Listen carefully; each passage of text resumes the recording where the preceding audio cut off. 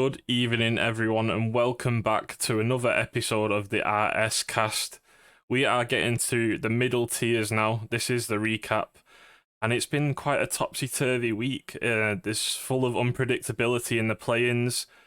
It finally came towards the people we expected to win in the tiers, maybe, but at the end of the week, it comes to this guy here, giving us a little bit of unpredictability after the major playoffs. Here with me tonight is Barman Tant and Buddha.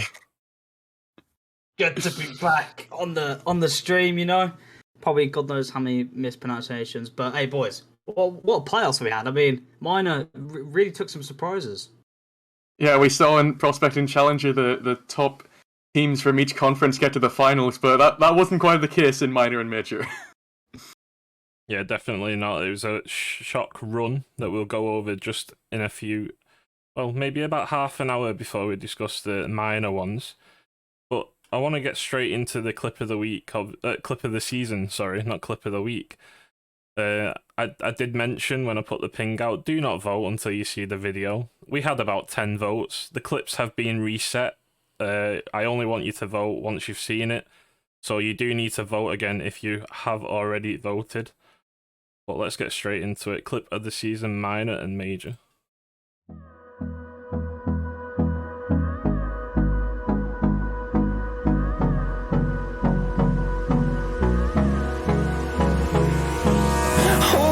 Close till I get up. Time is barely on our side. I don't wanna waste what's left. The storms we chase are leading us, and love is all we'll ever trust. Yeah. No, I don't wanna waste what's left. And on we'll go through the wastelands, through the highways, till my shadow turns to sun rays. And on we'll go through the wastelands, through the highways, and on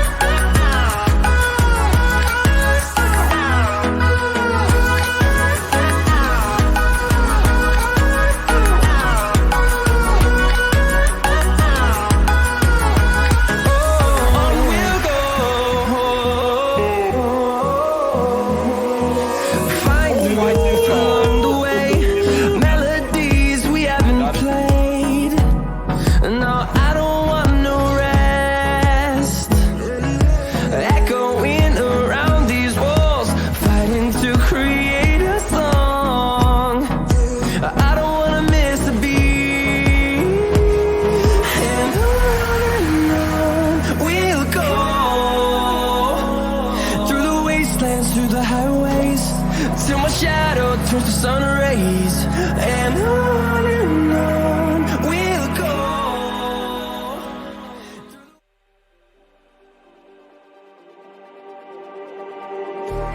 Just like the street lights lit this town, like a fire in a blaze, gotta burn it down. Can't be afraid to leave this out. We got this far, don't know how. I see danger in your eyes. They know we'll burn down tonight. Coming just like the sunrise. Know that we gonna let it out. In this quarter, where he cycled out so many times, Duck wanting to break that cycle, going for the flip reset, gets it, and it's over. JD Gaming! Oh my goodness, the cross-field flip reset from Duck. We were talking about both feet, we were talking about Satal, but no, Duck is showing up, coming in clutch with the unbelievable mechanics.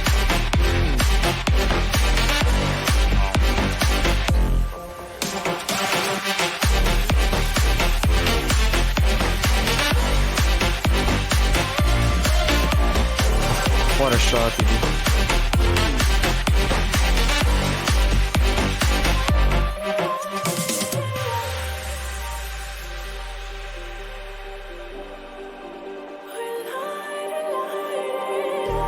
Just like a spark that spreads.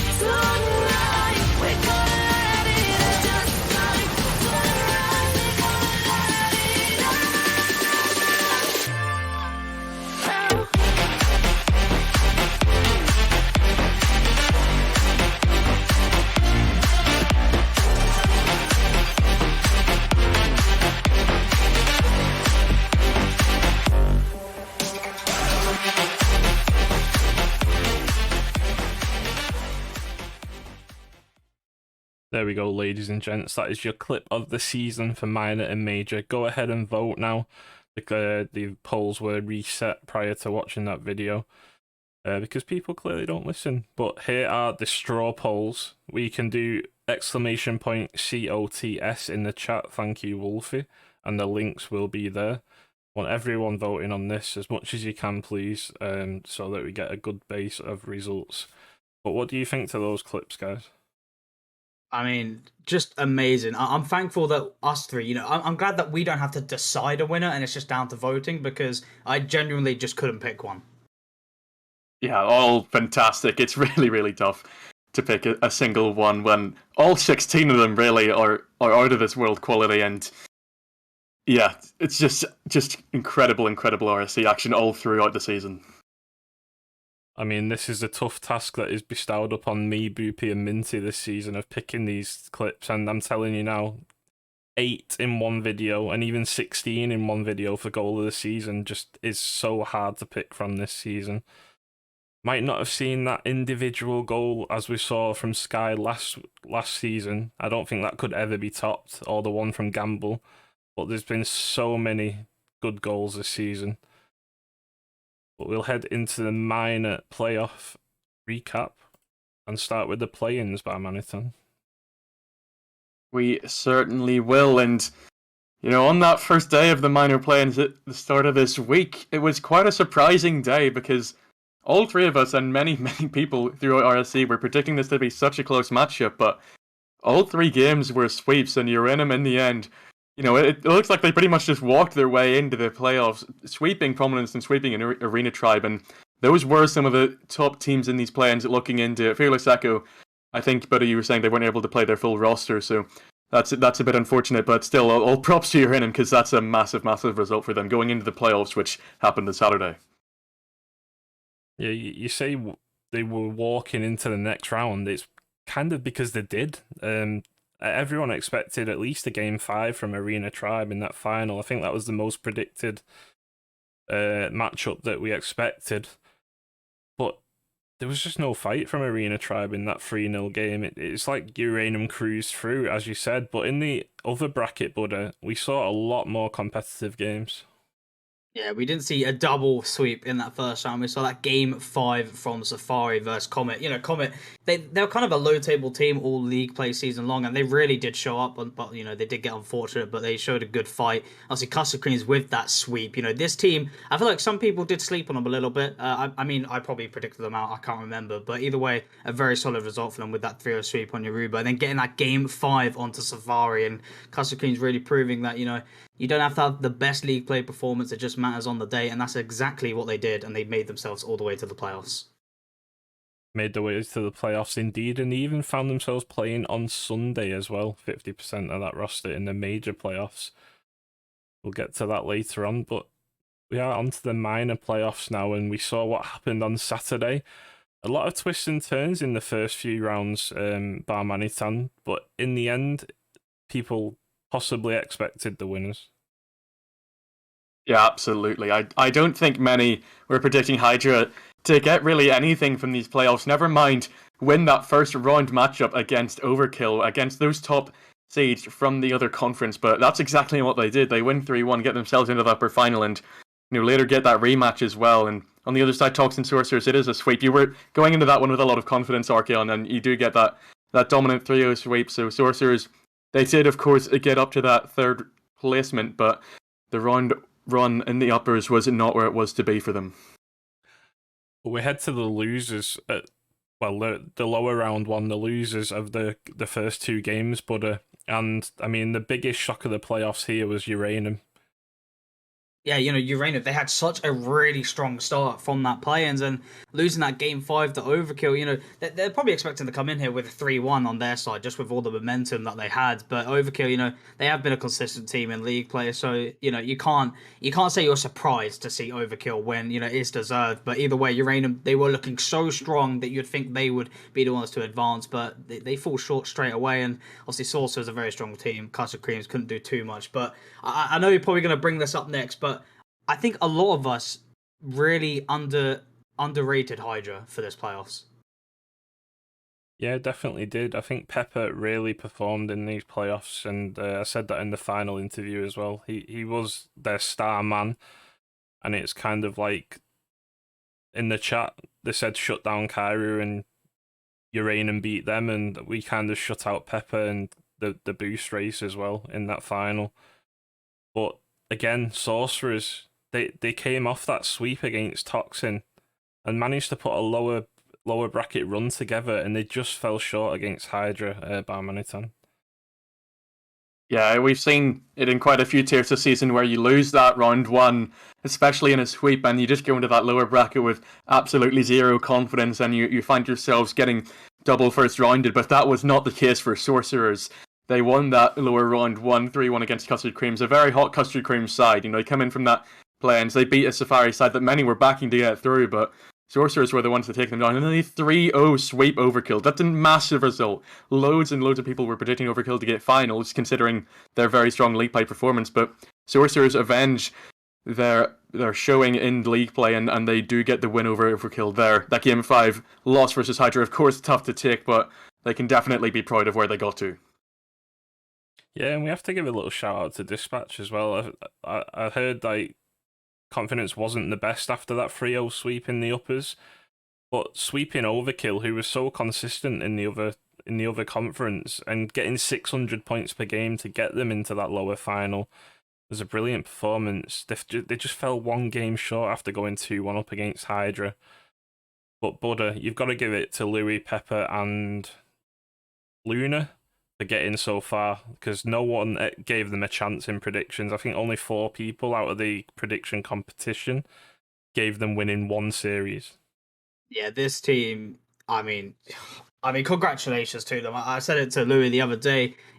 I even apologize for underestimating them. I honestly didn't think they would take that series onto Overkill, and I just think because of the hard matchups, they would have got knocked out straight away. But you know what? They proved me wrong and a lot of people wrong. A strong 3-1 onto Overkill was such a good result. Obviously, they did drop to Toxin 3-1, but they bounced back in that lower final against Sorcerers, which is no easy team. And obviously, they did fall short in that grand final. But this team, they really did deserve to go all the way to that grand final. They really put up such a good performance on the day. It's congratulations to them. They can't see that as a loss, as how unpredicted they were in the playoffs.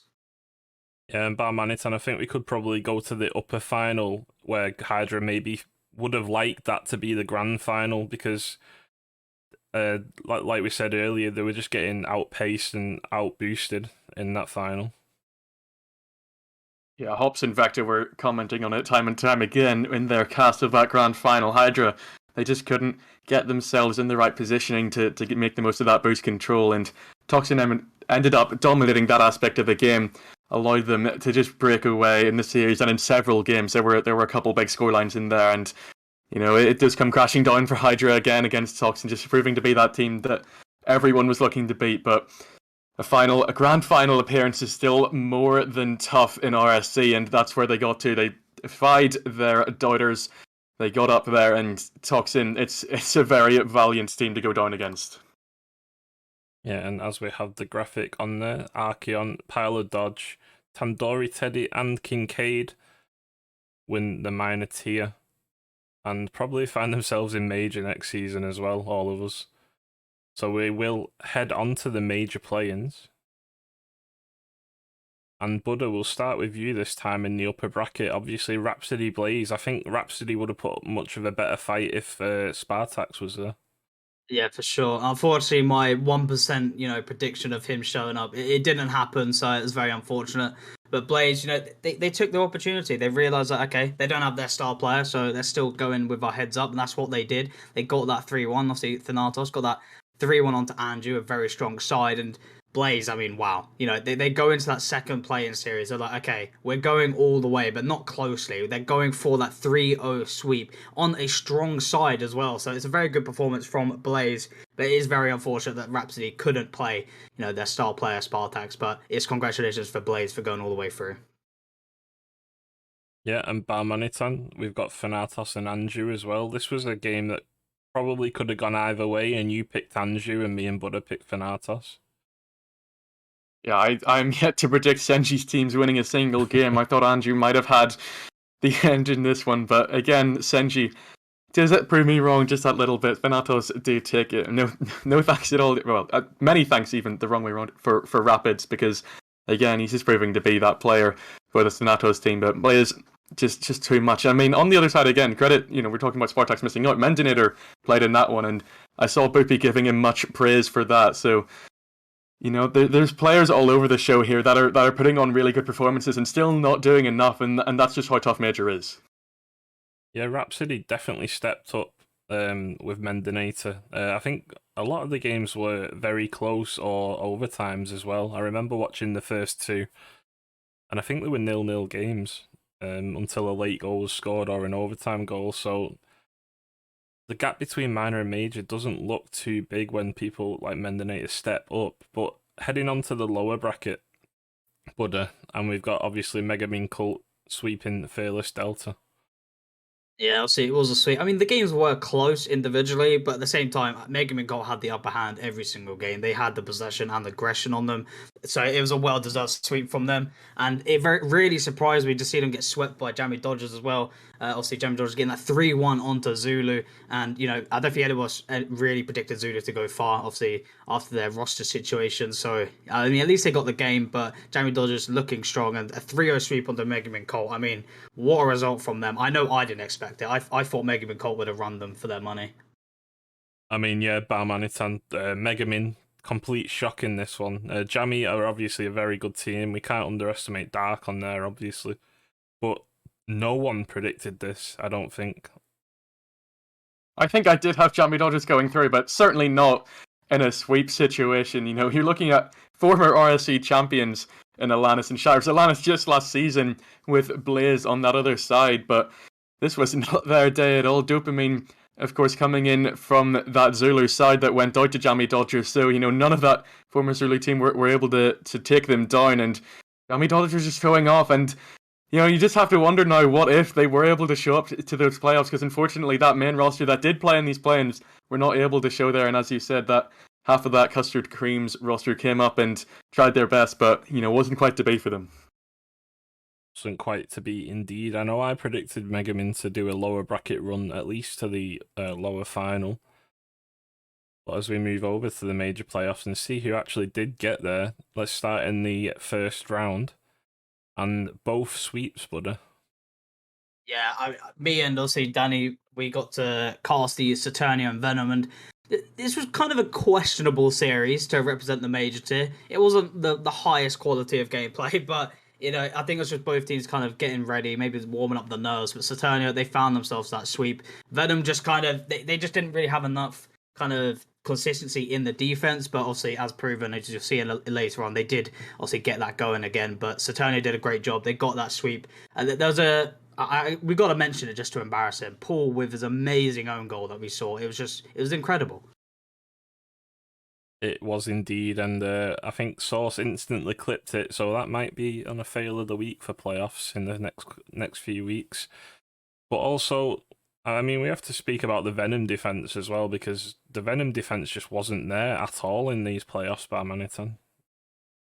Yeah, I on the other hand casted that lower bracket game for them against Blaze, and there were moments where they really showed off their defensive capabilities in their 3 victories, but those 2 that Blaze won, they were just absolutely nowhere to be seen time and time again. Because Blaze were just finding those gaps, finding that lack of third man rotation, and in the end, that's what pushed it to that game 5, where Venom eventually fall in that lower semi. So the defense was lacking at times. I think Minty did have quite a few good saves in there. So Blaze, of course, a really strong team. We saw how well they did in the play-ins to get there, but Venom just showing off just enough in the defensive end to allow their offense to kick on, and Dalline eventually got that game 5 overtime winner. And on the other side, we saw Bladesmiths take down Jammy Dodgers 3-0. The minor players coming up were not able to shut down this Bladesmith side that then went on to have quite the night.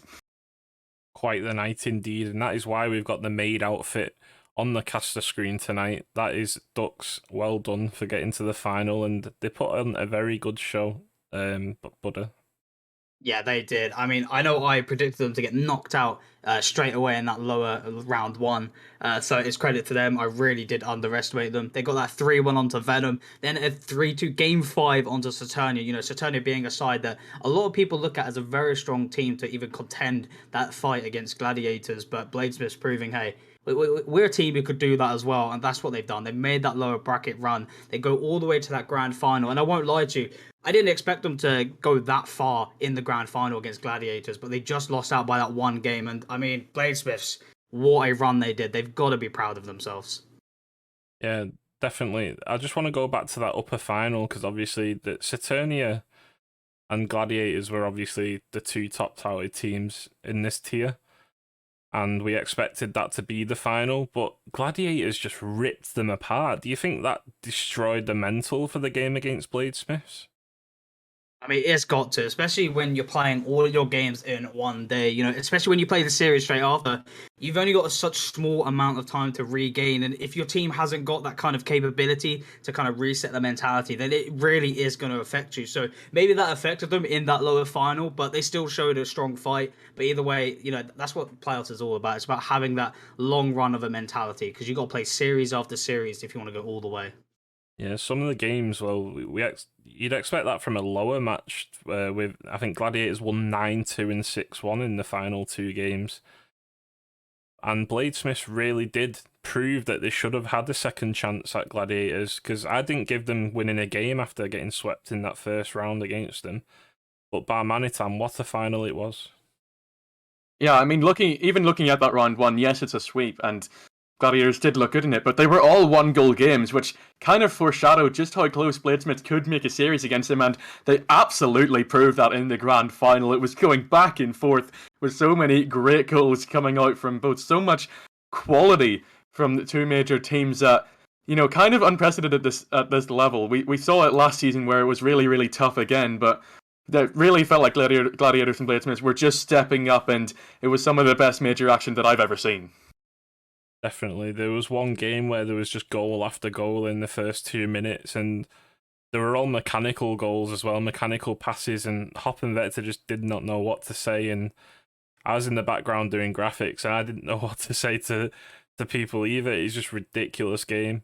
But we've credited Bladesmiths a lot. Now we need to credit Gladiators. They've had such a solid season. I think everyone expected this. I know I predicted Saturnia to try and throw a spanner in the works because of last season against Blaze. But, I mean, Gladiators just so solid and consistent, Butter.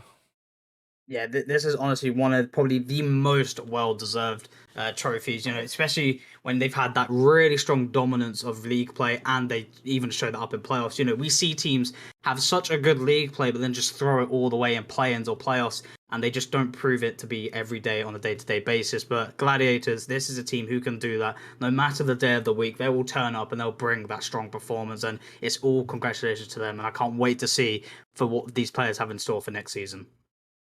Indeed, indeed. But you say next season, and I've got an inkling that Cans and Evoke might find themselves in Elite, so let's head over to the Elite predictions.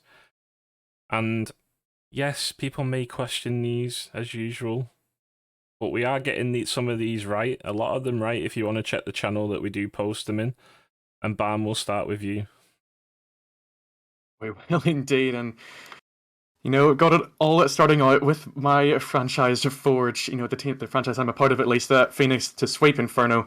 I think they should have that one in the bag where, you know, Phoenix were challenging for top 2 right up until the last series that they played, and Inferno were just scraping in to those play-ins, and they've only just got there, so unless they really show something we haven't really seen, they should be eliminated there. Hades, again, I'm going against Tenji.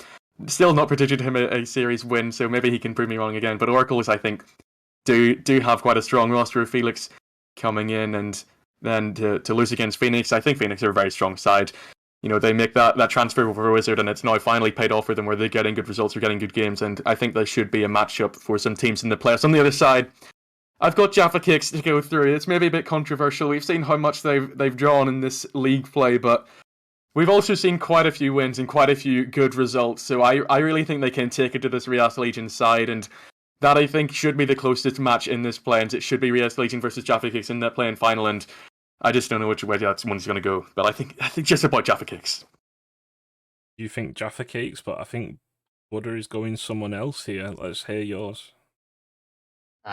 See, now my big brain time. Well, Phoenix, they get that 3-0 onto Inferno. You know, Inferno, not a bad side, but Phoenix, they've proven to be the better side, obviously finishing third in that league play. And then Hades get that game 5 onto Oracles. I just think that Hades just have that little bit extra in their lockers, and Oracles, I think they're just going to fall short, but they'll bring a very, very good series. But Phoenix, they will go all the way to the playoffs with that game 5 onto Hades. It'll be a very close series. I would not be surprised if we see, you know, maybe 5 OTs. You never know. But as we go over to the other side of the players, Rias Legion, I think they're going to come out swinging. I think they get that 3-0 sweep of the Overwatch. Overwatch, not a bad side, but they struggled a bit in league play. And I think Rias Legion, they've just got the better consistency. Jaffa Cakes and Diamond Dust, I could have picked anyone for this team. I really wanted to pick Jaffa Cakes, but I know if Diamond Dust are performing to their peak performance as a team, I know they're going to be such a strong team. So I'm hoping that they do bring their best performance. I'll take that game 5, but against Rias Legion, I don't think it will just work. I think Rias Legion are just such a better side overall, and they will go through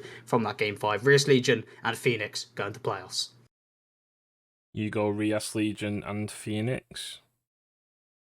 And I go Rias Legion and Phoenix. I've got Phoenix beating Inferno 3-1. I don't see Inferno causing a shock here. Phoenix have been so consistent, and they only just missed out on that top 2 spot. I think losing to Jaffa Cakes in that final week.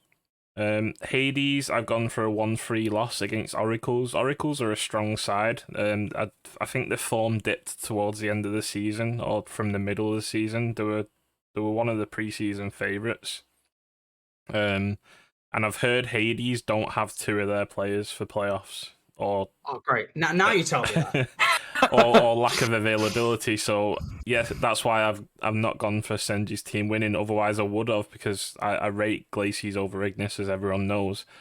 In the final of that, Phoenix beat Oracles 3-1. Again, I just see Phoenix as a stronger team here. They finished 3rd or 4th in league play. I think 3rd.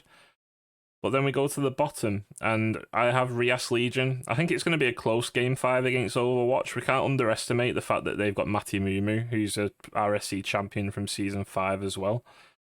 And I think this is going to be the closest game of all. Jaffa Cakes and Diamond Dust, I think this could go either way. We've not really seen much of the matchups between Glacies versus Ignis in Elite, or I haven't looked at the results too much, but I really wanted to go Diamond Dust, but I think JSW has performed really well this season, and I think that he might just take this game. However, in the final of this one, I think it's going to go to a game 5 again, a lot of overtimes, and Rias Legion just clutch it out, because I think the Snake, Hayes, and Detroit have a lot of chemistry together. But we head to your Elite playoff spam, Aniton. Yeah, we've all gone game 5, I think, in that Mega Man Cult Jaffa Cakes matchup, so close, but we continue on with the closeness here. I've gone with quite a few game 5s, and you know, I've predicted here Titan to falter. I don't know if it'll be Titan. I don't know if it'll be Nocturne, but I think one of these top seeds coming in will falter. They've both been top for pretty much the whole season, and I don't know if 2 teams can keep it up so much. So I've got Carnage losing to Nocturne, but then dropping down to beat Phoenix. None of these matchups are easy. We've been singing Phoenix's praise here, and we've all predicted them to get through here, but I think Carnage should just be too much. Then Ove to drop down from Titan and then beat Jaffa Cakes, knock them out, stop their Cinderella play and run, and then lose to Carnage. But this is where it really gets interesting. I think a lot of people are backing Nocturne, Titan, and Carnage to finish top 3 here. I think Nocturne are just a bit more consistent. They win it last season. They come in against a Titan side with Vekta, of course. He's casted so many playoff games here, but this is when he's playing, and I don't know if his 2 trophies beat out the two players that won last season from Nocturne. So him to go down, they get knocked out by Carnage. I think that's a bit of an upset, really. But as I said, I think one of these 2 top seeds will falter. So Carnage should go up and then just not really have the best matchup against Nocturne. I do think they are the favourites, and I think they should see that one out pretty comfortably, despite how much Carnage could challenge. I mean, that one could absolutely come back to bite me. We could definitely see a bracket reset or a game 7 or something there, but that's what I've gone with. Yeah, and Buddha, your Elite playoffs. Well, we're not going to see my own team in this, so might as well go for someone else. Nocturne, I think they're going to 3-1 on to Carnage. It'd be a close one, but Nocturne, I just think they're going to take that one out. Titan with the 3-1 onto Iovi. But Iovi, they're gonna make a little bit of a comeback, as we see down here at Carnage. We'll get that 3-1 onto Phoenix. Phoenix, a good side, but I just don't think they're strong enough for the playoffs against these top kind of side of teams. Iovi getting that game 5 onto Reus Legion. Again, both really solid teams, but Iovi, they're gonna be coming in this really, really high, looking for the kind of a comeback after that loss after Titan. Very good series as well, so they'll be warmed up, ready to go. And then obviously Carnage getting that game 5 with Iovi. I think they both play really good in this series, but I think Carnage just have the upper hand when both teams are playing to their best performance. And obviously Nocturne losing that game 5 to Titan. Both really good teams. I think either team could take this, but I think it will go to that game 5. I think Titan will just edge it out just due to their consistency in the league play. And then lower final Nocturne, again, that game 5 onto Carnage. I think Carnage will come out so much swinging that Nocturne will struggle a little bit, but they will just edge it out just because of how much of a better side they'll be. But Titan, they're going to go all the way. They're going to take that grand final of 4-2 onto Nocturne. It should be a great series. I wouldn't be surprised if we see a bracket reset, but I'm going for Titan all the way. So you've gone Titan. Armanitan, you went who? I went Nocturne. You've gone Nocturne. And I've gone Nocturne. We predicted them first at the start of the league play, from the preseason tournament, without them even playing a game, because we knew Georgeee Unknown was just a huge upgrade on the roster that they already kept from winning last season. But this is one of the hardest brackets I've ever had to predict. As you put in the chat, Barmanitan, it's so close and it could go to anyone. I think the top 2 teams from each conference are just as strong as each other, and it really is going to be who comes down to playing the best on the day at the end of the day. I think Nocturne are going to beat Carnage 3-1. I'm also predicting this because I kind of like being the underdogs, as I said with Minor and Major. So I don't want people predicting us to win. I think Nocturne are going to be stronger in this upper round 1. And then Titan will beat Iovi 3-2. I think it's going to be a really close series. Then Carnage dropped down to face Phoenix. I think this is going to be a close game as well. And the problem with my team is that they don't play the game enough, 2 of our players. And I think a lot of it hinges around how Wulowns is going to play. And then Iovi are going to beat Reus Legion 3-1. I think that's where Reus Legion leave the tournament. In the next lower semi, I think Iovi are going to take Carnage in a game 5. And also in the upper bracket, I think Nocturne are going to take Titan 3-2. I think it's going to be one of the best games to watch, that upper final, I think, if those two make it through. They've both been so consistent in league play. Titan, I think this is where Vekta might drop out and come in to cast the grand final. He has said that he might jump in. I hope he goes all the way and becomes the first 3-time champion. But I think Iovi are going to cause a surprise and get to the final through the lowers, because we've seen so much momentum on these teams in the previous playoffs. Cardinals, for example, Hydra. So yeah, I think they're going to get to the final, Iovi, but I think that's where it ends. I think it goes to a game 7 like season 7 did, and I think it's going to be one hell of a series. But 4-3 Nocturne. It's so close. It is so close. It is, yeah. People might think that we're giving them a dishonor from predicting them to lose, but look at the scores we're predicting. It is so close. Yeah. I mean, Vekta and Renee ran the only 2 times left in the competition, and maybe one of them can do it. Maybe one of them can finally become that first 3-time. Indeed. If they don't, then there's a lot of 2 times next season. But there are. On to your Premier playoffs, Barman. You're the one who knows this tier more than any of us, so I expect you to get a lot of these right.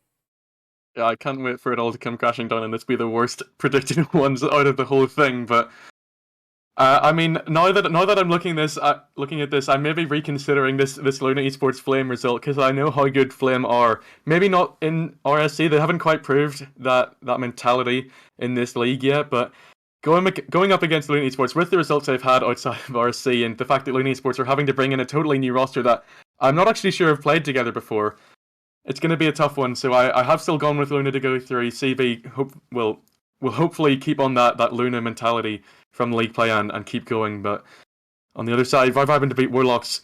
We've all seen how good Vibe Vibin are. They were so close to qualifying for the Monaco Gaming Show, which happens at the same time. So we're very thankful that they didn't, of course, so that they can come and play RSC and put on a really good show. But I think they will be the team to beat here. On the other side, or on the lower bracket even, Flame will have gone with 2 sweeps on the 5 to 6 teams.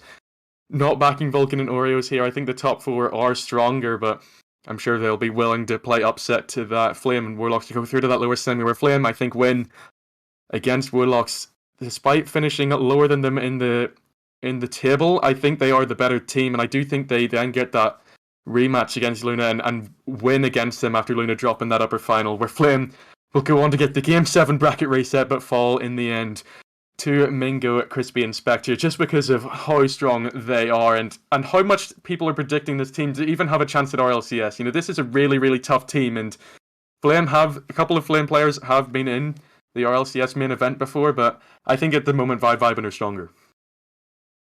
Yeah, and just to answer questions in the chat, Luna do have a roster coming in, Cynical and Torres, the Spaniard. Torres, yeah. So Luna will have a roster. It's just that 2 of them are on holiday. We have known for a couple of weeks now. And another point is Torres and Mingo, former teammates, so you know that Luna versus Vibe matchup even more interesting now. Indeed. But Buddha, this is one of the tiers that you don't really know too much about, along with myself, but we just follow BAM here. Tell us what your predictions are. We're just here for the sake of it at this point of this tier, but just from what I've heard from Louis, you know, with this new roster coming in, it's still a very strong roster. That's why I predict them to go all the way, but I think they'll only go to Game 5 just because it's kind of a different roster, and I think they'll just need a little bit of time to warm up. So I think they will get that Game 5 onto Flame. Obviously, Vibe Vibin, a very strong side, as mentioned many times. They'll get that 3-1 onto Warlocks. Obviously, Warlocks dropping down with Flame. Flame, I think they'll just get that edge onto Vulcan, 3-1. Vulcan, they'll put up a good fight, but Flame, I think they've just had that stronger performance in league play, and Warlocks getting that 3-1 onto Oreos. Oreos, a pretty decent side, but Warlocks, I mean, they're just better, let's be honest. That's the reason why they finished 3rd, so close behind Vibe Vibin. And obviously, Warlocks getting that Game 5 onto Flame. I think Flame could potentially go onto that lower final, but I think Warlocks will just edge this one out. And obviously, in the upper final, Luna Esports. I mean, I'm just rooting for Luna Esports at this point, just to go against Barman for the prediction points, you know what I mean? They'll get that Game 5 on the Vibe Vibin, and then they'll drop to that lower final. You could probably say it would be a sweep, but I think Warlocks, they're just going to have that momentum, just going for that lower bracket run, so they might get a game for themselves, maybe even a second, but Vibe Vibin will take that one 3-1, and then here, I've gone for the Game 7, the bracket reset from Vibe Vibin. I think they'll come out swinging. I mean, I wouldn't be surprised if it was even like a 4-1, 4-2. But I think Luna Esports, just after over time with this new roster coming in, I think it will just build up and they'll finally find themselves in the mesh in this Premier tier. And I think they will take it all the way in that bracket reset 4-2. Okay, you have Luna Esports. I have Vibe Vibin. So I think Luna will beat Flame 3-2, even with that new roster. I think it's going to be very, very close, so. And I've got Vibe Vibin beating Warlocks 3-1. Into the lowers, I've got Flame beating Vulcan 3-1. We didn't really see much from a roster that had a lot of potential in Vulcan. They did, I think, lose more than they actually won. And then Warlocks, I've got them beating Oreos 3-1 to replicate their league play game. In the lower semis, I've got Warlocks to just beat out Flame 3-2. I thought I was doing Marbs a disservice here, but I think it's going to be a Game 5. Warlocks have shown that they are here to play this season. They did finish 3rd. In the upper final, I've got Vibe Vibin beating out Luna Esports 3-1. Obviously, looking at it last night, I don't know much about Cynical and Torres and how they've played together. I tried to get some knowledge off Barmanitan about previous results, but he said he didn't know too much about their results either. So I think they will drop to the lower final where they beat out Warlocks 3-1, and then they will meet Vibe Vibin again in the final and lose 4-2. Yeah, I mean, again, it's really, really close. We've seen 5 out of 6 of these teams have a player of the week, so they all have pop-off potential, and they've all had really good results against each other. And it really, at the end of the day, it could be any of them winning, but it does feel like maybe more so than in other tiers. There's a firm favorite in Vibin. Indeed, there is. And who are you wanting to win, Buddha? I know you predicted Luna. Do you see them as your fan favorite? I mean, fan favorite for some reason. I just love Warlocks for some reason. Every time I watch them, I just love the way that they play. Obviously, it's going to be tough for them, but as a fan, I just love to watch Warlocks. But Vibin and Luna, it's going to be out of them two to take it all. Yeah, Kiri has shown throughout the season that he has the pop-off potential, and obviously George as well, and the others on that team. But we do have our guest in here, and I touted him as the sexiest man in Elite and possibly the RSC, as Hop said last night. But here is Vekta. I'm honestly kind of nervous to be on the other side of an interview. It's strange. I've done a few in the playoffs now, and I'm just a little hot under the collar. I've got to be honest, but I'm glad to be here. I always like doing interviews, so it stands to reason I should like to be interviewed as well, and I can't wait to answer some of the questions you've got for me. Yeah, definitely. I was intrigued when you messaged me asking to come on, and obviously you've deserved it this season from coming first in your conference. I think most of the guests we've got on have been first. So first off, how do you see playoffs going? Oh, starting off with the tough question. Okay, I'm throwing me into the deep end. Well, if I didn't say that we were going to win it all, I'd probably be lying to myself. I want to be confident. I know that my team's confident, and I want them to be as well. Seeing the predictions that you've made, big ups, Buddha, for sticking to that and believing in us. I'm so glad to see that. And it's been like it's not been as tough as a season as it was last season, of course.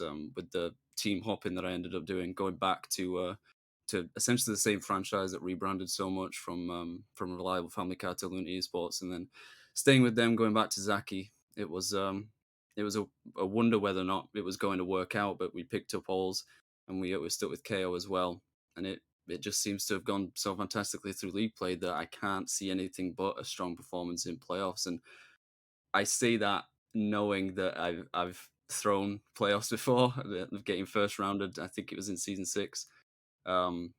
So knowing that that's behind me, and knowing that I've got something to live up to and to prove ourselves to be better than we were in league players. We've seen it with some of the tiers already, that even if you're brilliant throughout 9 weeks, if you don't show up on the day, sometimes it isn't enough. So hopefully we show up then, and we get to perform for everybody watching. But I hope that we go far, even if we don't get to the final. I think it's been a fantastic season either way, and I just can't wait to get into it. Cool. So I've got 2 questions before I hand over to Barmanitan or Buddha. So first off, you've been a veteran of RSC. I think you were here before I even joined in season 3. You've seen how RSC was when it was small. You've seen the growth. You've been a 2-time champion during that growth. Do you see yourself winning the 3rd trophy, and who is the team that you're most looking out for in playoffs? And also, how have you found the competition to grow in RSC as well? I guess I'll answer them in order. I guess that's the dream, isn't it? Becoming the 3-peat, becoming the first person in EU to get 3 trophies. It's going to be a very tough test. And of course, I think you've already mentioned Ren being my challenger there. I won my 2 trophies with him, so it's quite a rivalry we've got going. It's a healthy one though. We respect each other, and we both rate each other quite highly, I think. So it's, if Phoenix do manage to get through those play-ins, it's going to be interesting to see where they go. We might end up meeting them in that lower bracket. We never know, but based on that, I do think I have a chance of getting the 3rd trophy. It's going to be such a tough test with the way that you've done the brackets, especially so many best of 5s, game 5s. It looks like, from what I can see, and I imagine it's going to go a similar way. I hope that I don't fall to the pressure, and that I rise to the challenge, and I'm able to commit to the game, because my teammates are so good, and I'm constantly trying to play up to the level that they're at, and that makes us so good at pop-off potential, because if I start to play as well as they are, then everything just seems to slot into place. But it's going to be a tough test. But so what was the second question? I have a terrible memory for these things. So you've been a veteran here for so long. You've obviously won season 3 and 4. How have you found the growth in RSC and obviously the competition that grows each season? Oh, I remember it was that who I think we're gonna have the most trouble with, or who's the best one. But I'll answer that first one. Sorry. Yeah, all the way from season 3, very very different time back then. I was looking for a league in general back when I started playing, and I joined a place called Damage Inc. initially before all that started. Before I got into the RSCU, it was like a more of a community focused thing where playing games was just sort of on the side. And I didn't end up doing all too well in that. I learned a lot of things, and I did improve in the game and as a team player, because I just used to main ranked and never actually played with anyone for an extended period of time. So I thought I need to get into a league in order to get better as a team player and to elevate my own gameplay as well. So I went looking on the internet. I found on Reddit a post for the RSCNA, and I was like, "Is there any league for this?" And I looked back on that. It was like 2 years ago, so that's fun to reminisce about. I go into the first season. I get a great team on the Ancients with Stenos. It's built with Ares, Shouty, and Ren, and I we just actually end up got winning it. drafted to that team with you. Yeah, it was. I like looking And back on it. yeah, I played and I was like, I had so much anxiety and stuff, and like going through depression at the same time as well. And I was just like, yeah, I'm not getting in this team. See you later. I took a season out. It was such a tough time. I mean, the competition was, I don't want to say it was less, because it was what it was. It's like with RCS, where we're talking about this best team in the world or something. It's just different eras. There's different things that go into it, and you cannot really compare which team was best. So saying that I was the best player or something back then in season 3 and 4, I don't believe that, because I believe that it takes a team. You know, it's not just one individual player. We've seen it quite a bit, especially in last season with Elite, with Haven and Nuxie, and just that star factor is so important. But what ultimately makes a championship team is the team itself and the way that they connect and understand each other. So the fact that I got with them and then went on to do it twice, of doing that, but it really cemented my love for the community, my love for the RSC, and my loyalty in that, and wanting to stay on.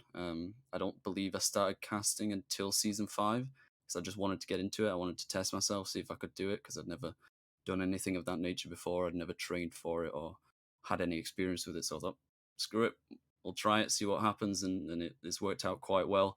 And then I started to fall off playing, so maybe that was the issue, joining the casting team, that I fell off in terms of performance in the league. But I love playing just as much as I love casting, so that was it's really changed quite a bit. So many good players have come in to the league. A lot of that, of course, thanks to you, Archeon, and just a lot of people in the background spreading the word and making it bigger and better. And I can't wait to see how it goes in the future. But to answer the last question, make it brief, IOV, very, very tough challenge in that first round, no doubt about it.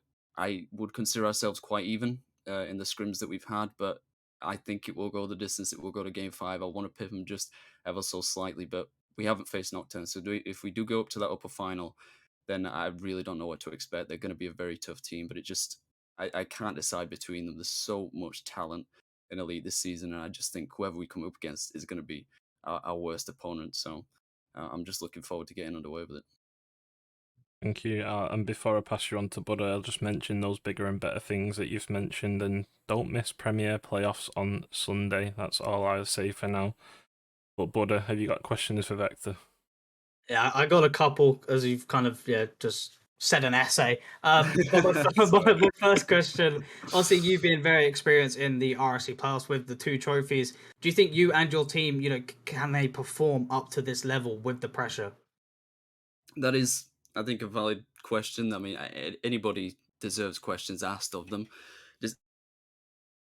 Despite how well you might play in league play, that's consistency over a certain amount of time, and something that I've said before in playoffs. I think I said last season, is pretty much cliche at this point, that league play is a marathon and playoffs is a sprint.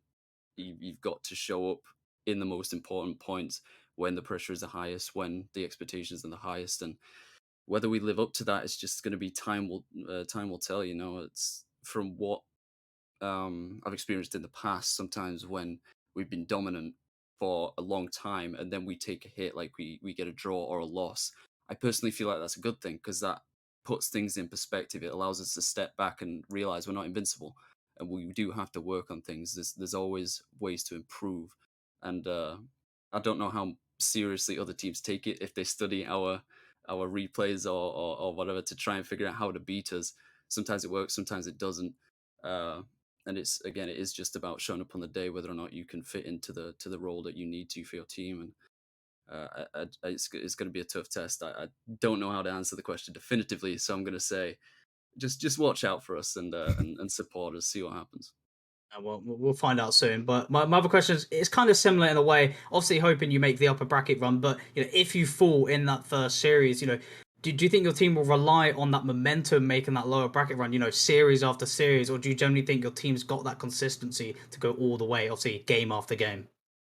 Yeah, it's going to be one of the toughest things for us, I think, if we do go down in that first upper round. Because obviously I've got to decide the team lineup, and because we've been rotating all season, there's been plenty of questions about that. I know Archeon personally thinks that doesn't really work in the long run. That you need a solid 3-man roster that understands each other in and out and can weather the storm instead of trying to change something up, bring someone else in, because that can just cause so many issues. But I trust whichever iteration of this team goes on the field, and I look forward to seeing them play. If I decide that it's myself that needs to step out, making that decision is such a balance in terms of ego, because I really want to play, but it's for the good of the team. I really care about the result rather than my own personal performance. So if we do go down to that lower round and face whoever, I think it's like it's four different teams: Rios Legion, Overwatch, Jaffa Cakes, or I forgot what the last one is. I think it was Diamond Dust.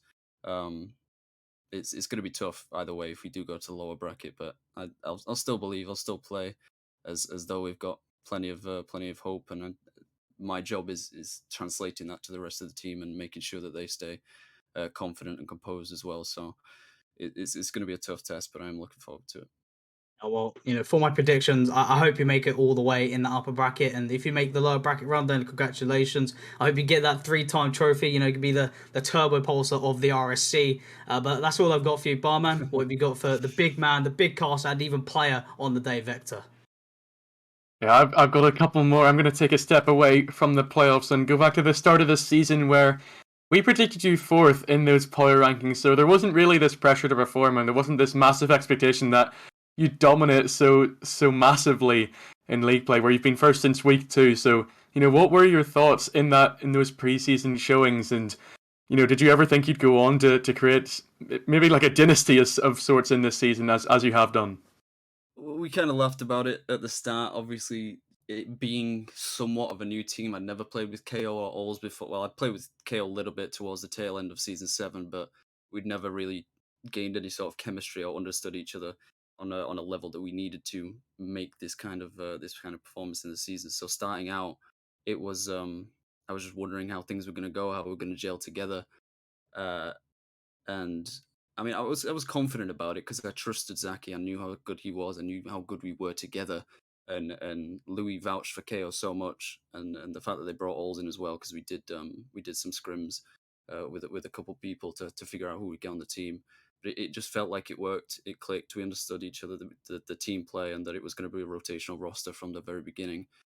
And we just, or at least I, tried to make it feel like we're taking every single, not just week, not just series, every single game as a new opportunity, as a new chance to show what we've got and show ourselves. So trying to keep that kind of compartmentalized and keep ourselves focused on one thing at a time rather than thinking ahead and like, where are we going to be? How many points will we need to get to the top of the league, or even secure play-ins or something like that? But it just seemed to work so well. I'm not sure what the particular element was, but we like playing with each other. It's just pure vibes at times, as KO can attest to. So I suppose it just worked. As what's his name? The Fallout guy. It just works.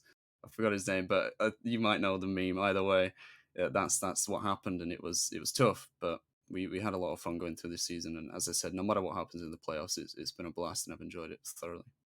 Yeah, I mean, you've seen yourself how many teams have come in winning these other tiers playoffs, and it's mostly due to those vibes, that good mentality, and taking that and going forward. I'm going to steal your question as well from those playoff interviews and ask you how you feel going forward. Do you think these vibes carry through to the next season, or are you looking for something else? Do you think you can punch up and get up to a Premier level, or what are your thoughts there? Oh, that's you flatter me, Batman. It's To be it's honest. a it's a big one. It means playing ranked, Vekta.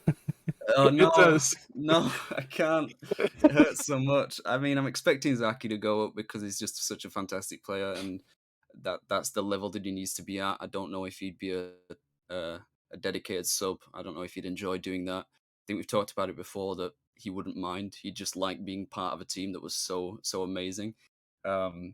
If this Lunar Esports roster stays together in Premier, I don't know what the situation will be there, but either way, I'm definitely not going up to Prem. My CMV has gone down every single season since season 5, so that's probably not going to happen. I enjoy Elite is my level, and I'm happy to admit that.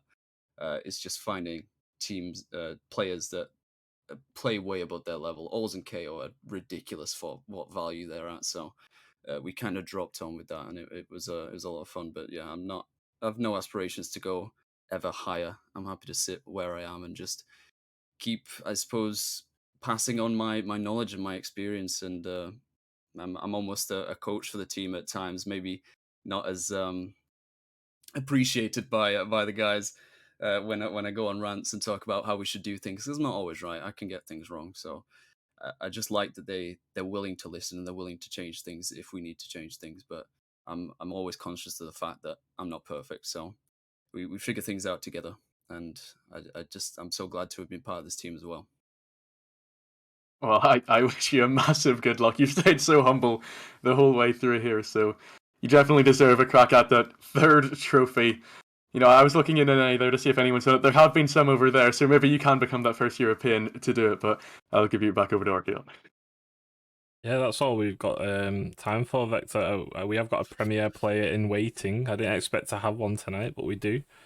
So thank you for being that elite player that comes in. Congratulations on first place, and obviously I look forward to seeing you a lot more next season. Thank you. It's been a pleasure. Thank you. Okay, and that leads us on to our next guest, the Premier player for Warlocks, which is George. Let me just drag him in. Yes, it's my favourite team. Let's go. And welcome, George. Hello, evening. Hello, how are you? Good, thank you. Yourselves? We're good, thank you. Obviously, I haven't had much interaction with yourself, other than the random DM I got when you first joined the league, asking how it worked and stuff. Yes. How have you found RSC joining it? And obviously, it's a new thing for us as well, with it being a new tier. Yeah, no, it's been good. Obviously, the prize pool's attracted a lot of really strong players. It's something nice. Like, obviously, you have the system they have in place for the lower tiers with the draft system, and that's totally different. With this one, it's obviously good that you can pick whoever you want to pick, play with whoever you want to play with. Obviously, it's led to some interesting things throughout the season with, I think, Flame being the best example of swapping out a roster mid-season and going on an absolute tear and making the upper playoffs. Um, that's an interesting side of it, which we don't love because we've stuck at it since the first week, and don't remember us having any forfeits, or maybe one, but having to play all our games and getting the hard way, where some teams have had some forfeits, some teams have got rosters, and so we've done it the hard way, we feel, but fair play to the team. I've only played a few of the series. The boys have ended up playing more than me, and yeah, no, it's been good. Overall, it's been good. I like the format with scheduling their own games, and the 4-match series is quite nice, having the draws as well. So overall, it's been good. Yeah. Yeah, we do try to keep forfeits to a minimum. I think we've only had 2 in the Premier tier this season.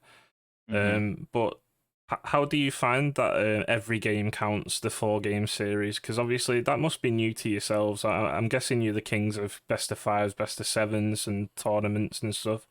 How has being a 4-game series in a league stood out to you? Yeah, no, it's good because obviously, like, you don't generally get draws, or you don't generally get it where every game matters. A lot of the time, it's just series score.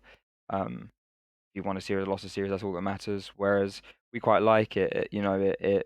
If you batter a team 4-0, you get rewarded for it. And if you get smashed 4-0, you get punished for it. And that's good. If you've got to be consistent because every game matters. If you're 3-0 down, that fourth game might matter. And I think we had a couple where we had a tough start, ended up pulling 1 or 2 out in the end, and it's ultimately ended up with us getting in the top 3 against some very strong teams. So I like it. I think it's unique, and obviously if something's different and something's fresh, then you're going to enjoy it. Yeah, I'll pass you on to Buddha. Okay. Georgie, personally, I'm a fan of your team. I'm a little bit of a fanboy of the Warlocks, so I'm glad to be talking to a player. But my first question, obviously, in league play, finishing third, you're closer behind to Vibe and then Flame are closer to you. How do you see yourselves matching up against Vibe and Lunar Esports? If you face each other in the playoffs. Well, for us, there's a clear top 2 here. It's Flame and Vibing. I think if you're them, if you're not in the final, something's gone wrong and you should be disappointed. That's our opinion as a team. Vibing especially, they get extremely high tier scrims. They've, I think, made day 3 runs in RSCS qualifiers as well. They're such a strong team. So they're the clear favourites, and it's a very hard game. The last time we played, I think the boys ended up winning 3-1. We're not sure really how serious they took it. They kind of knew they were qualified. And obviously you can't count out Luna. Their record's a bit outrageous. I'm not sure how they've actually managed to get such a crazy record. They're good. I didn't realize they were so strong. But for me, yeah, still, if it's not Flame or Vibe in the final, at least one of them, then something odd has happened. The only good news is somehow the boys on our team, we're all has-beens. We've all had our day, maybe last year, maybe 2 years ago, maybe like 3 or 4 years ago if you're Alexi, and you're lucky to get 10 hours a week from him. Yet somehow they show up to the games and win. So somehow the boys keep doing it. So if that continues, then who knows? So, except from Vibe and Flame, if there was one team who could surprise you, and what's the one team you wouldn't be surprised if a team could just be a dark horse and just bring out some, surprising results? Well, I guess it would be stupid to call them a dark horse because considering their first seed, but Yeah. definitely Luna. Luna are just dangerous. I think they had a good result against Vibing as well. They obviously are dominant. I mean, the record's kind of crazy, and I've seen a couple of their series, and they're just very strong players. All interesting. A couple of them play with each other outside of here as well, from what I've seen. So they are good. And to be honest, I think the top 4 is the strongest 4 in the league. I'm kind of in no doubt. Coming into this, a lot of people wasn't sure about us because, again, we are all people who were decent in the past. I've not been to the same level as the guys on the team have, but I was good in 2017. Zeph has been in RLRS. Alexi's been around forever, and Kiri's, he had a very good run at the bubble scene, a couple, I think last year and maybe 2020, especially. But everyone's very busy at the moment. No one plays much. So actually, like I said, I'm not sure how they're doing so well. It's impressing me every week watching them play when I'm not playing. So you never know. You never know. Well, that's what I have used, but I wish you guys the absolute best in playoffs, and I'll pass you over to Barman at 10. Thank you. I mean, you come into this as a top 4 team, but that certainly wasn't looking like how it was going to plan out at the start of the season. You start out 4 weeks winless, and then you go on a 5-win streak in the remaining 5 weeks, and get yourselves up into those playoff spots, keeping your third place since week 6. So how did you find that sort of comeback arc throughout the season, and did you always back yourself? Did you always think you were able to make that comeback, or were there doubts creeping in when you were 8th in week 4? Yeah, it was tough. I think we had a couple of draws and a couple of losses. We had a hard start as well. I believe we played one of the older rosters who aren't in anymore, which was Sebadam's team, which was a tough one. We also played Luna. We feel that should have been 2-2, but I personally made a big mistake in the last game, and that cost us, and we lost 3-1. So it was close, and we saw we were losing to the leaders or keeping it even. And then we also had some last-minute issues with scheduling. Everyone's very busy. I'm a student. Kiri's in his last year at uni. Zeph works full-time. Alexi, he's a robot. He does what he wants. So you don't actually know what 4 is going to turn, what 3 is going to turn up half the time. So we had that trouble at first, but since being established and since everyone was around the last 5 weeks and we kind of knew we were set, then it's been okay. And we've done very well. I would say that the schedule has favoured us to have a strong finish and get some momentum. Obviously, it doesn't mean anything now if we just get knocked out in the playoffs, but all you can do is bring in good form, play well, and I think that's what we're doing right now. Yeah, absolutely. You've certainly been showing it. I mean, 5 wins in a row, I think, is probably only matched by Luna.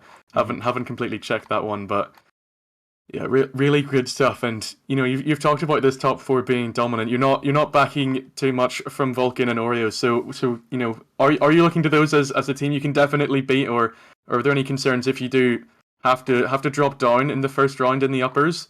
Then what are your concerns over those sort of 5 to 6 teams that not many people are giving chances?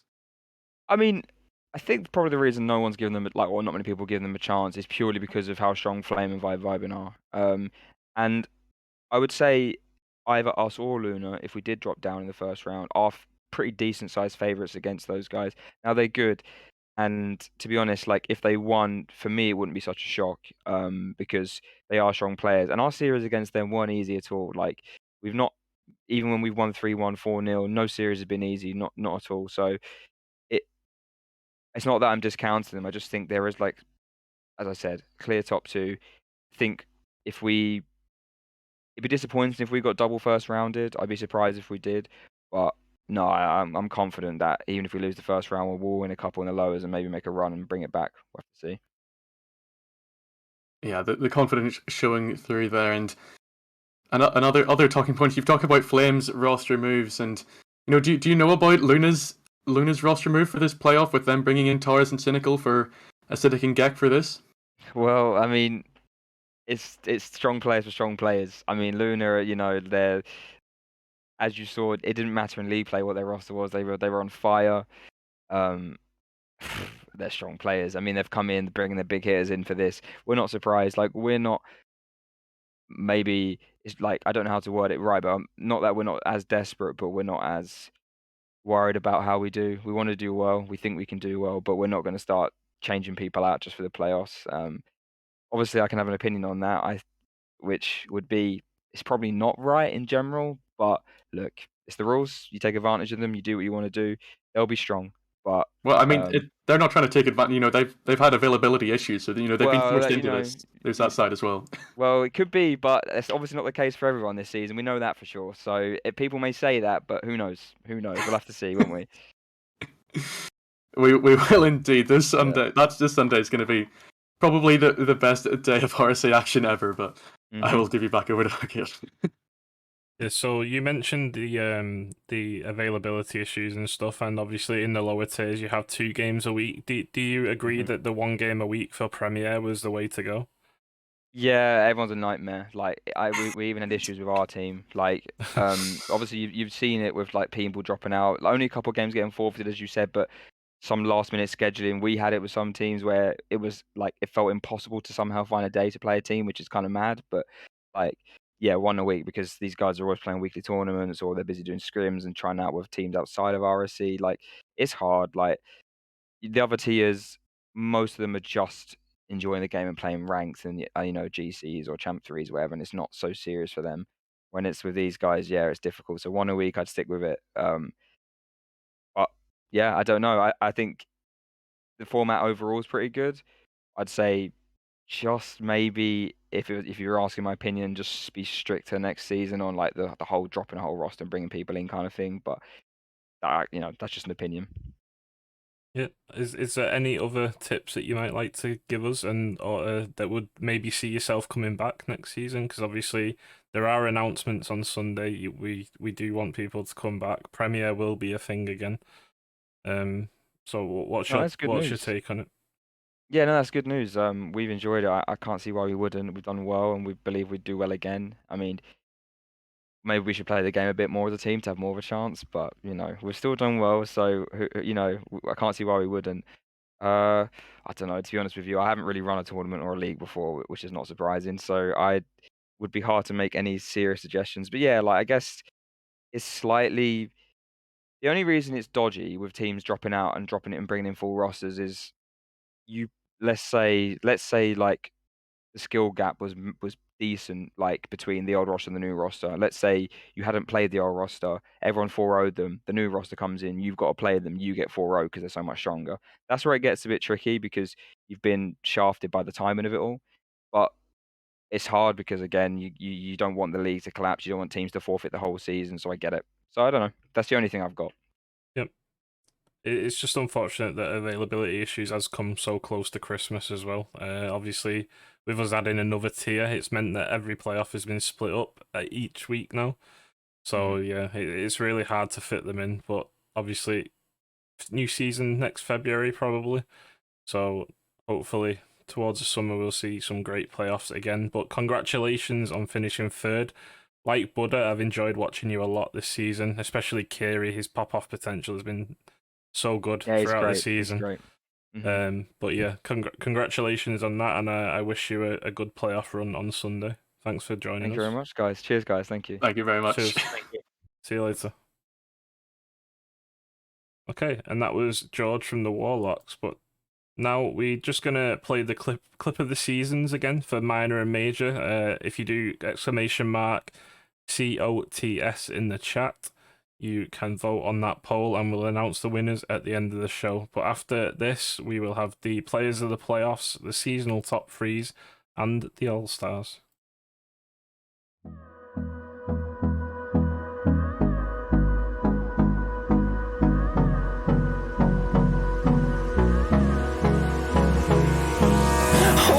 Close till I get up. Time is barely on our side. I don't wanna waste what's left. The storms we chase are leading us, and love is all we'll ever trust. Yeah, no, I don't wanna waste what's left. And on we'll go, through the wastelands, through the highways, till my shadow turns to sun rays. And on we'll go, through the wastelands, through the highways, and on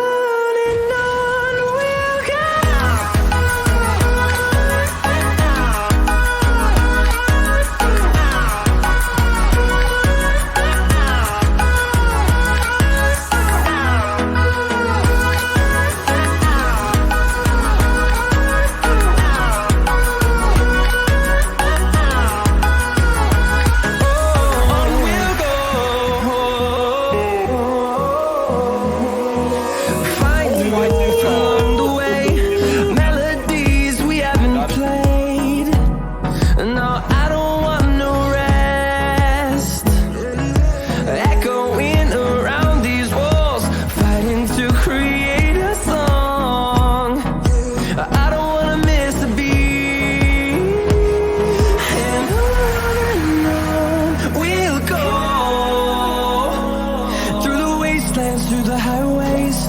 Till my shadow turns to sun rays, and on we'll go.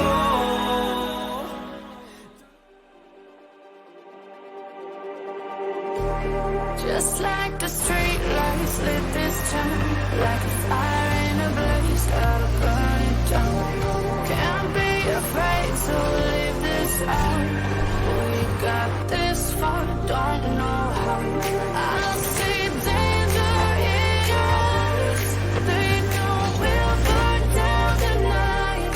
Coming just like the sunrise. Love, we gonna light it up. In this corner, we're cycled out so many times. Duck wanting to break that cycle, going for the flip reset, gets it, and it's over. JD Gaming! Oh my goodness, the cross-field flip reset from Duck.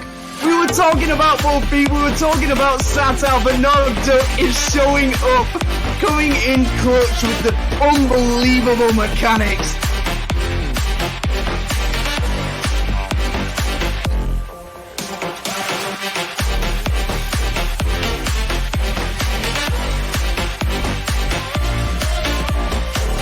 What a shot, dude.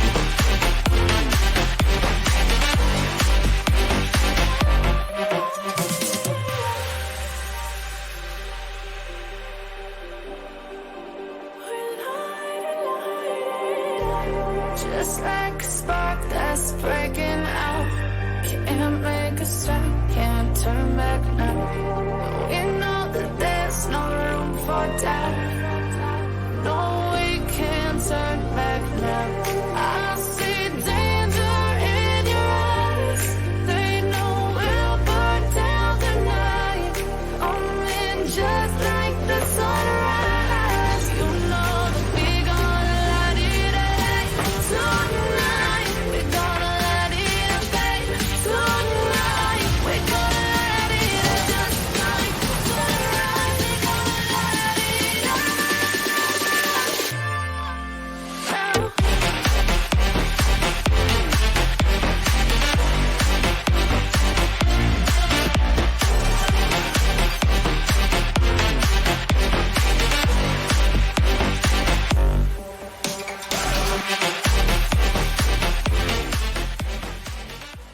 There we have it, guys. A massive thank you to Boopy for those videos.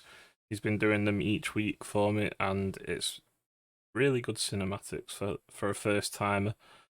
But we head on to the players of the playoffs now, Bar Manitan, and we'll start in minor.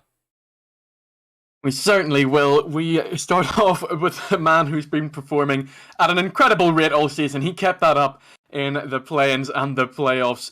As your MVP, finisher, and striker, all three go to Anthony with 451 points per game, and just an insane offensive output as well. Your playmaker is your eventual winner at Tanduri Teddy with 1.25 assists per game, and your saviour didn't quite make it to the playoffs, but did really, really well in play-ins. Almost got his team there with 2.6. It is Carlos. As we go to the major of players of the week for the playoffs, we have JB Gaming as your MVP, 468.58 points per game, and your finisher, Rollback Noodles, with 1.42 goals per game. Your striker will be Lovely Cans, just under 50% shooting accuracy, and your playmaker, JB Gaming, making an appearance again with 1.17 assists per game, and it will be Duck for your savior with 1.86 saves per game. Yeah, and just a quick addition to that, the team of the week for playoffs will be announced at after Elite and Premier, obviously, when we have 6 players to give the graphic to. We move on to the seasonal top 3 stats, Balmanitan. We certainly do, and we saw Anthony do so well in the play-ins, and as I aforementioned, he was just incredible in league play as well. He's got 435 points per game. There's so many games to keep up that high standard, and he did so here, getting the MVP. Your finisher was Ponk. He made a couple of roster changes, did well, and Sorcerers didn't do too well in the playoffs in the end, but 1.24 goals per game is still an incredible number to be proud of. Your striker of the season is mentioned here with 40% shooting accuracy for Concerto. Your playmaker is Anthony again, 0.97 assists per game. Outrageous from him. And your saviour is Luke Foss 007 with 1.96 saves per game.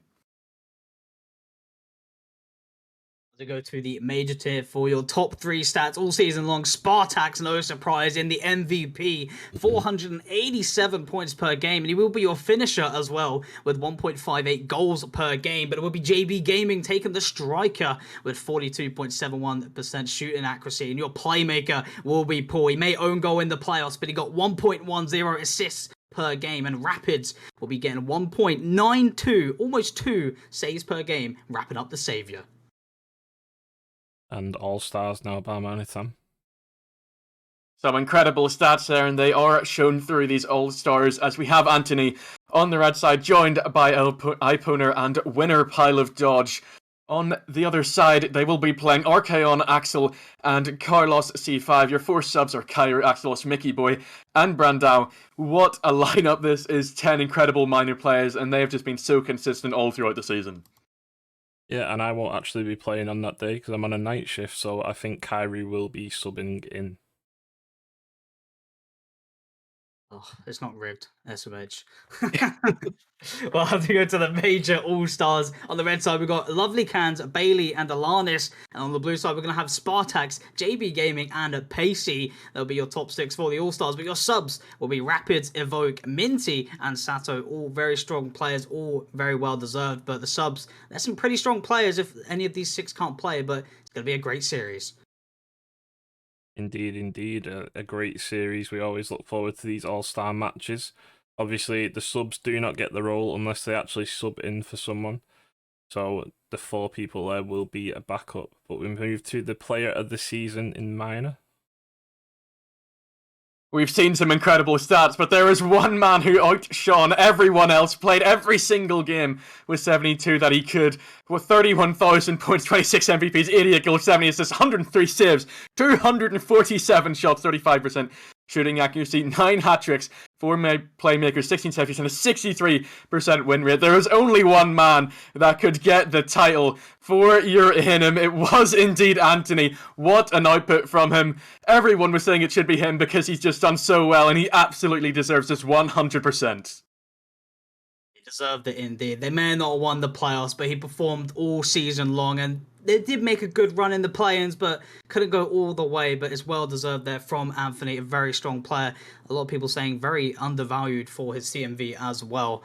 Very well deserved there from Anthony. But as we go over to that major tier, you know, who's going to be that player in the major tier? Who's going to be that player of the season with 71 games, 33,000 points, 26 MVPs, 105 goals, 48 assists with 93 saves, almost getting to the 100, 273 shots with a 38 shot percentage, a 74.65 win percentage, 17 hat tricks, 3 playmakers, and also with your 6 savior as well. Your player of the season in the major tier will be coming from the team of Gladiators, and it will be Lovely Cans, well deserved. And I mean, no surprise, what a strong player and what a great season he had.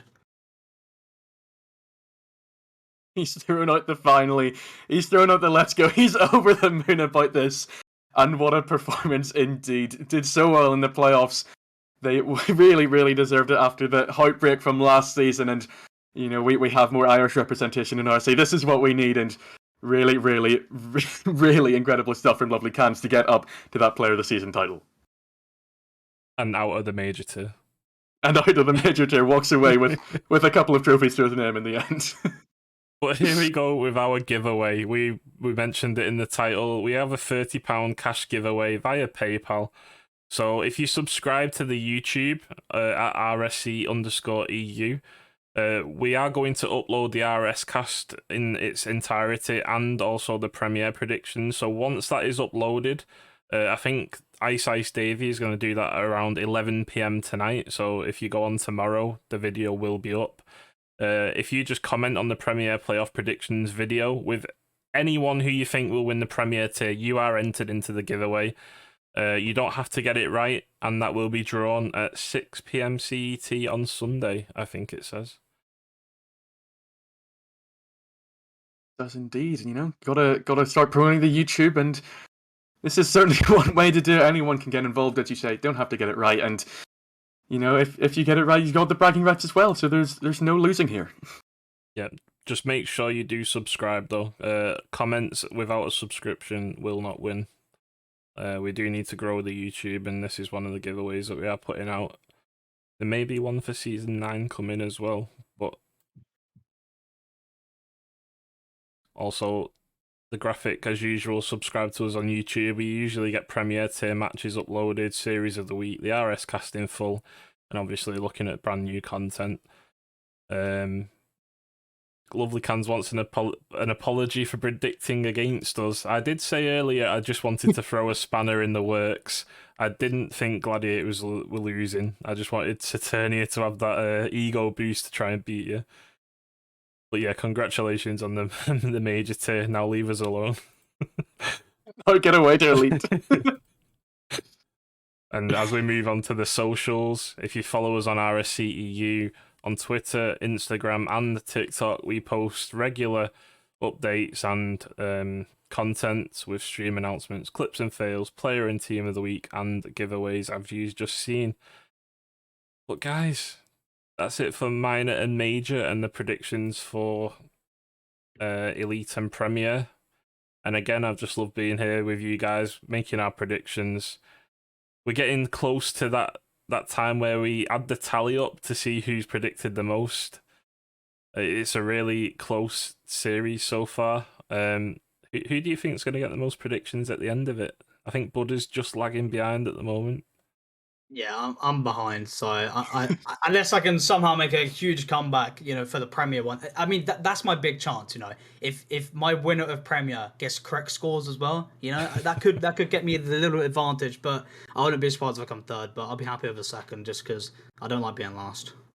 Yeah, I think Ark, you're one ahead of me, and if I can do some maths, but you're 3 behind me. Fine, so I'll you know catch up. it's very, very close. We have done it pretty well overall, and you know I got to back myself here. I think I can make up that one match deficit and take the title of us there. It's the playing people we predict that are letting us down. It's the play-ins. Get one wrong and you've got the playoffs wrong. But I mean, only one tier has got play-ins this time, so you know there's more of a chance. Yep, 100%. But I hope you guys have enjoyed being here as well. Obviously, us splitting up the content each week has brought us closer to you and here every week. So join us next week for the Elite and Premier recap and goal of the season as well. And obviously the team the team of the week from playoffs from each tier. And I don't know what else I'm missing. Oh yeah, the small matter of Saturday and Sunday. Thursday and Friday, you'll see the elite play-ins. Saturday, you'll see the elite playoffs. But oh my god, you do not want to miss Sunday. The Premier playoffs in RSC, the 2K plus tier, the 1,000 prize pool, 260 for elite. But obviously, you do not want to miss the announcements we've got for you on Sunday as well. I hope you can be there, and I hope you can be there on Monday with Barmaniton and Buddha again. But from me, it's good night. Yeah, for me it's good morning because I woke up a few hours ago. So Yeah, and for me, it's good night as well. Just one more thing, sign-ups opening on Monday. You gotta make sure you sign up for next season as well, because there's plenty more wonderful RSC leagues coming at you. Yeah, 100%. We will ping the league when those sign-ups open, but yeah, do not miss Sunday. Just please do not miss Sunday. Do not miss it. See you and good night. Good night.